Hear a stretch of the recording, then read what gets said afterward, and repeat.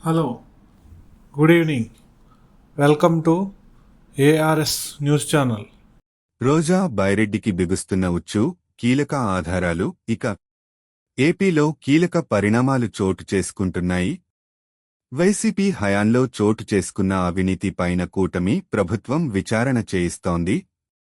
ఇప్పటికే లిక్కర్ కేసులో పలువురు వైసీపీ ముఖ్య నేతలు అరెస్ట్ అయ్యారు. ఇక ఇప్పుడు ఆడుదాం ఆంధ్ర అవినీతి పైన విచారణ చేసిన విజిలెన్స్ ప్రభుత్వానికి ఈరోజు నివేదిక సమర్పించనుంది.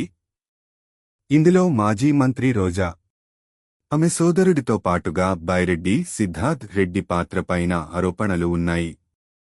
నివేదిక సిద్ధం. ఆడుదాం ఆంధ్ర అవినీతిపై విజిలెన్స్ విచారణ పూర్తి అయింది. ఈరోజు ఏపీ ప్రభుత్వానికి నివేదిక అందనుంది.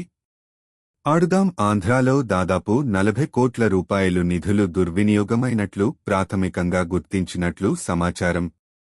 వైసీపీ హయాంలో ఆడుదాం ఆంధ్ర పేరిట 100 కోట్లు ఖర్చు చేశారు. గతంలో ఆడుదాం ఆంధ్రాకు 125 కోట్లు రూపాయలు కేటాయించారు.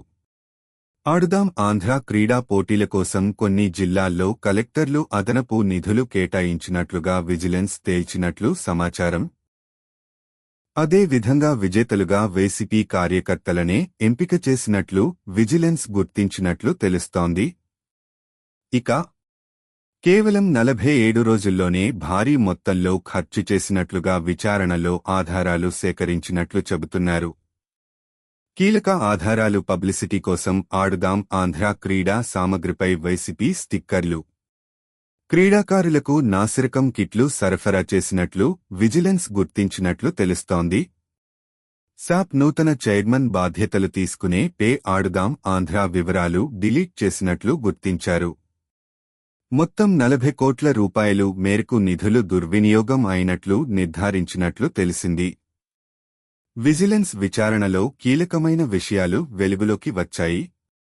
గ్రామస్థాయిలో క్రీడలకు 10 రూపాయలు వేలు కేటాయించి మరో రూపాయలు 10,000 జేబులో వేసుకుని ఖర్చు రూపాయలు 20,000 చూపించినట్లు ఫిర్యాదులు ఉన్నాయి. డిసెంబర్ 2023లో ప్రారంభమైన ఆడుదాం ఆంధ్ర ద్వారా ఎన్నికల పబ్లిసిటీ కోసం ఆయా వస్తువులపై జగన్ స్టిక్కర్లను భారీగా అంటించారు. రోజా పాత్ర. ఇక కూటమి ప్రభుత్వం అధికారంలోకి వచ్చిన తరువాత కొత్త అధికారులు, మంత్రులు బాధ్యతలు తీసుకునే లోపలే వివరాలను డిలీట్ చేశారని విజిలెన్స్ తన నివేదికలో తెలిపినట్టు తెలిసింది. కాగా ఈ అవినీతి సాగనకాలంలో కీలకంగా వ్యవహరించిన అప్పటి మంత్రి రోజా, ఆమె సోదరుడితో పాటుగా సాప్ మాజీ చైర్మన్ బైరెడ్డి సిద్ధార్థ్ రెడ్డి పాత్రపైన ఫిర్యాదులు రావటంతో విజిలెన్స్ లోతుగా విచారణ చేసింది. పలు కీలక ఆధారాలు సేకరించినట్లు సమాచారం. తమ నివేదికలో వారి పాత్రను విజిలెన్స్ అధికారులు తమ నివేదికలో ప్రస్తావించినట్టు సమాచారం. దీంతో ఇప్పుడు ఈ నివేదికలో ఏం చెప్పబోతున్నారు, వీరిపైన ఎలాంటి చర్యలు ఉంటాయనేది రాజకీయంగా ఉత్కంఠ పెంచుతోంది.